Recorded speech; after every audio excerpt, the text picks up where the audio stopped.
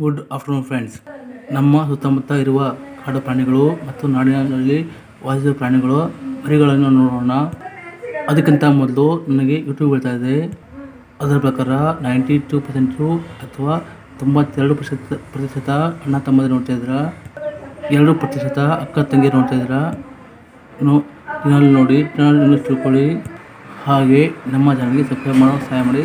ದಯವಿಟ್ಟು ನೀವು ಪೂರ್ತಿಯಾಗಿ ನೋಡಿದರೆ ನಿಮಗೆ ಇಂಗ್ಲೀಷ್ ಗೊತ್ತಾಗುತ್ತೆ. ಸಹಾಯ ಆಗಲಿ ಅಂತ ನಾನು ಶಬ್ದಗಳನ್ನ ಸ್ಟಾರ್ಟ್ ಮಾಡಿದ್ದೀನಿ. ಈ ಹೊತ್ತಿನ ಮೊದಲನೇ ವರ್ಡು 355 ಕಬ್. ಸಿವಿ ಕಬ್ ಅಂದರೆ ಕರಡಿ ಮರಿ. ನಂತರ 316 ಕಬ್. ಕಬ್ ಅಂದರೆ ಹುಲಿ ಮರಿ ಆಗುತ್ತೆ. 317 ಕಬ್ ಅಂದರೆ ಚೋಳದ ಮರಿ ಆಗುತ್ತೆ. 398 ಕಬ್. ಕಬ್ ಅಂದರೆ ಸಿಂಹದ ಮರಿ ಆಗುತ್ತೆ. ಸ್ಪೆಲ್ಲಿಂಗು ಸೇಮ್ ಇರುತ್ತೆ, ಆದರೆ ಆಯಾ ಸಂದರ್ಭಗಳಲ್ಲಿ ನೀವು ಕಬ್ಬನ್ನು ಉಪಯೋಗ ಮಾಡಬೇಕಾಗುತ್ತೆ. ಕೊನೆಗೆ ನಮ್ಮ ಕೊನೆಯ ವರ್ಡು 399 ಕಾಲ್ಫ್. CALF ಕಾಲ್ಫ್ ಅಂದರೆ ಆಕಳ ಕರು. ಈ ಹೊತ್ತಿಗೆ ಇಷ್ಟು ಸಾಕು.